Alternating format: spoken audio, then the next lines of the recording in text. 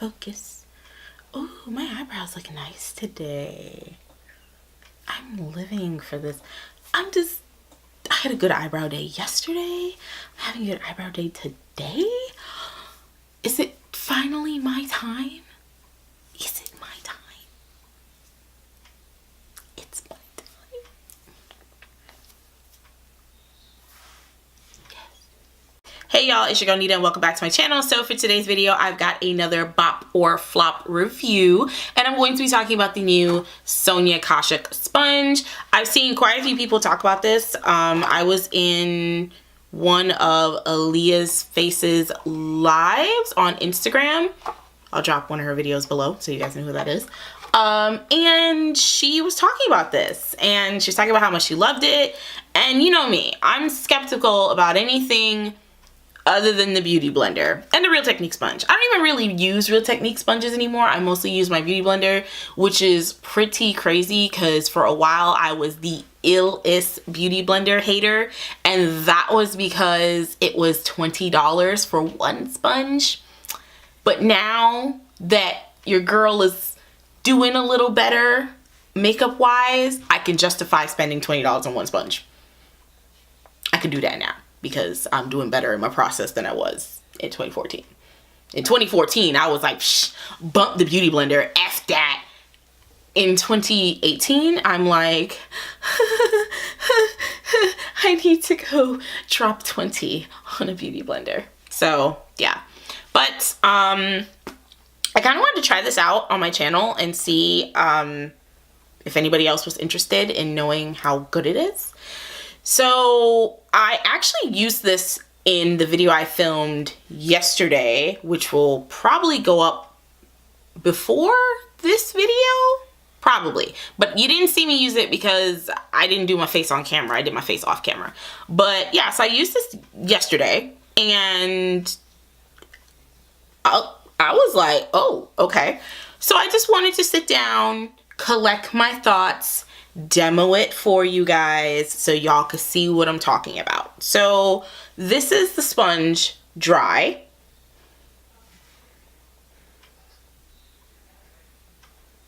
I really like the design on this. I think this is mad cute. It's shaped different than a Beauty Blender. I'm going to show you a size comparison because dry, it's bigger than the Beauty Blender. Like, that's the Beauty Blender dry.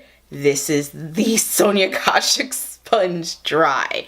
All right, when you wet it, it gets huge, and it gets significantly bigger than the Beauty Blender when you wet it. So I am going to wet the both of these and show you in comparison. And then afterwards, I'm gonna do my face.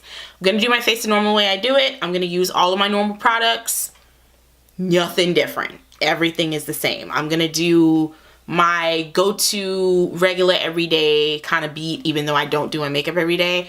So I'm gonna just go to that. The one that I do when I'm just going out casually, the lazy beat I do if I want to go out like for date night, and then I listen to Devontae yam at me about how, you don't have your eyeshadow on, you're being lazy.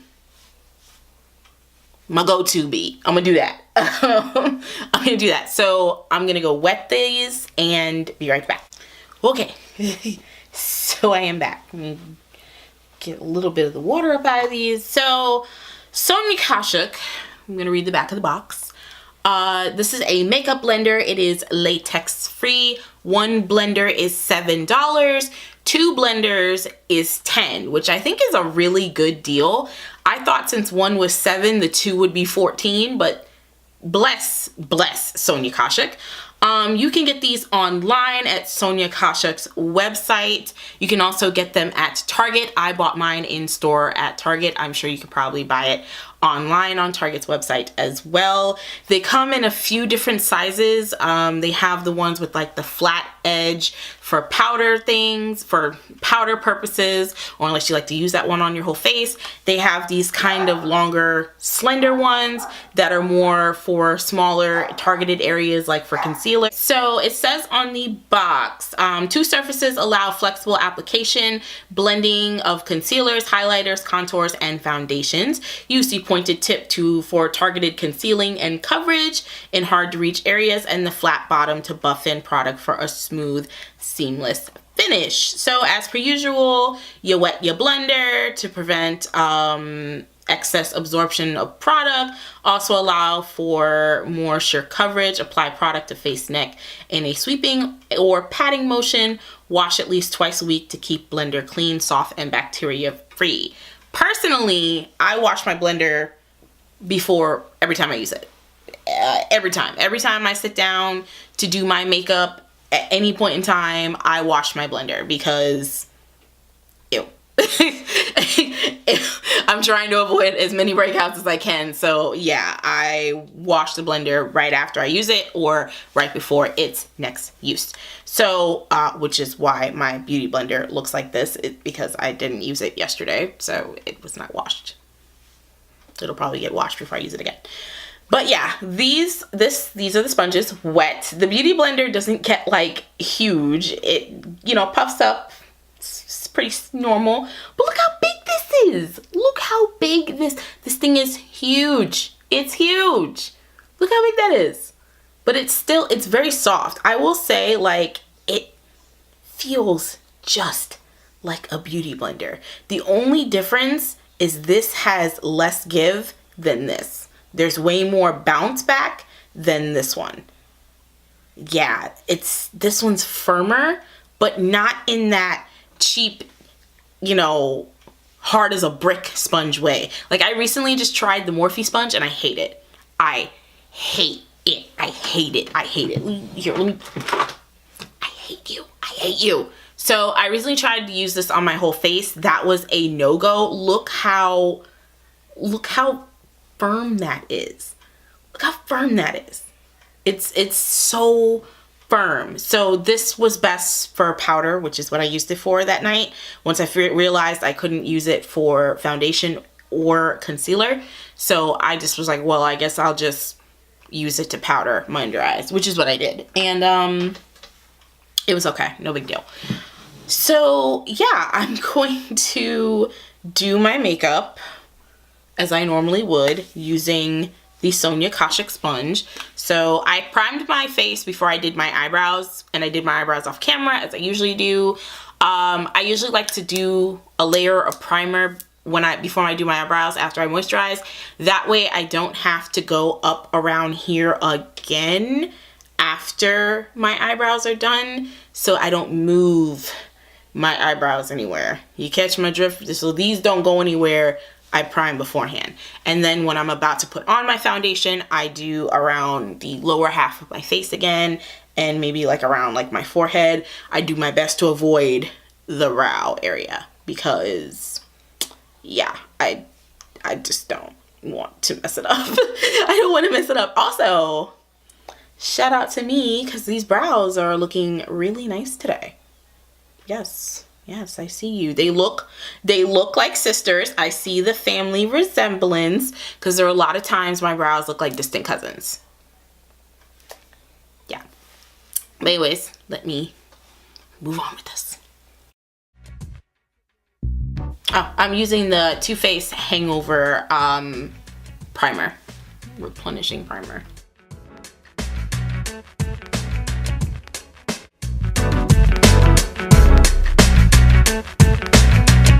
So now I'm taking the NYX Can't Stop Won't Stop foundation. You guys know I did a bop or flop review on this as well, I believe. I'll link it at the end of the video so you guys can know how I feel about this foundation. I love it a lot. I've been using it a lot. I've been going between this, my Colourpop one, and my Colourpop stick foundation, which I also have a bop or flop review on that coming up too this month. So yeah, it's a little late, but better late than never. I'm gonna take some of this and just go around my eyebrow area carefully. So that way when I go to blend my foundation around there, it'll be very close to the brow line and I won't have any troubles because there's nothing I hate more right now than halo brows. I hate halo brows. I hate the idea that people are doing this thing where they're doing their brows like that. And also, I found out this week there is a community of people who do their eyebrows after foundation, and I'm like, why? Why? If you're someone who does your eyebrows after your foundation, and you're watching this video, let me know in the comment section exactly why you do that, because I'm curious. You know what I mean? Like, I like doing my brows after before foundation, because that way I can clean them up and boom, they're done. And then when I go in with my foundation, I don't have to worry about that. You know, they're done, sus. You know, they're here. I don't understand why you would do them afterwards, after your foundation. Like, you're prone for it, a mistake could happen, and then your foundation's on. It's too late. But I'm sorry. Anyways, I'm over here going on a rant. So far, like yesterday, just patting the product in. I will say, because my hands are so small, it is a little hard for me sometimes to kind of maneuver the sponge. I end up having to like squeeze it like this to really get a good grip on it. So if you're someone with small hands, I suggest you it's not a suggestion, it's a heads up. Just make sure you get a good grip on it. Thank goodness my nails aren't like super long, because if they were, I would be sitting here ripping the sponge up. So yeah.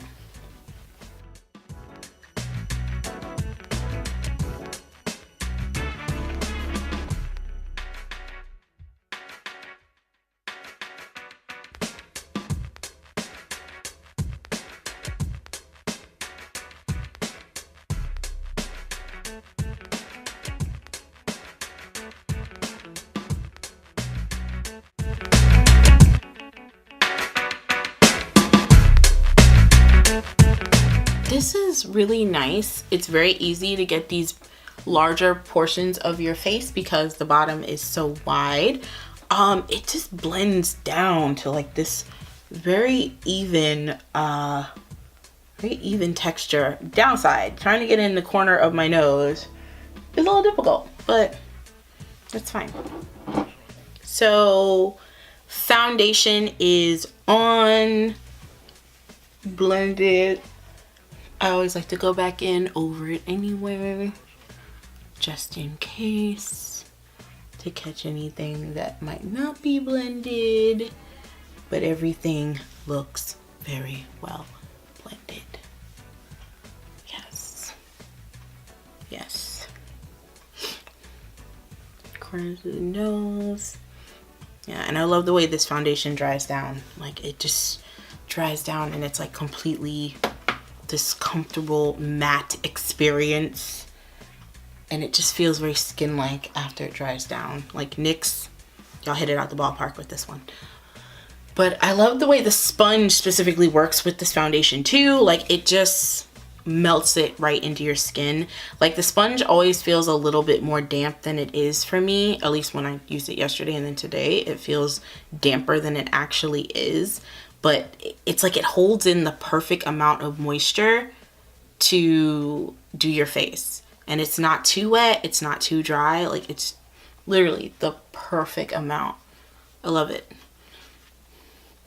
I'm over here still patting because I'm blended, but I just can't get enough of this. Okay, I'm gonna stop. Okay, I'm going to finish off the rest of my face, and I will be back to give y'all my final thoughts about the Sonia Kashuk sponge.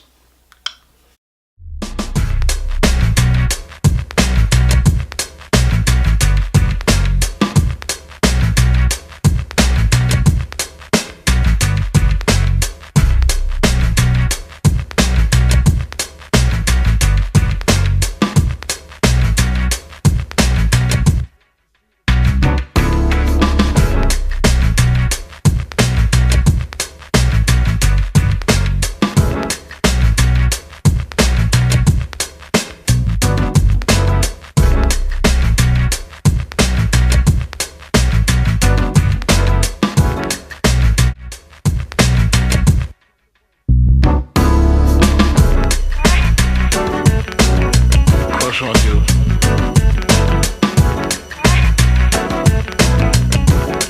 You the best that crush on you. You the best that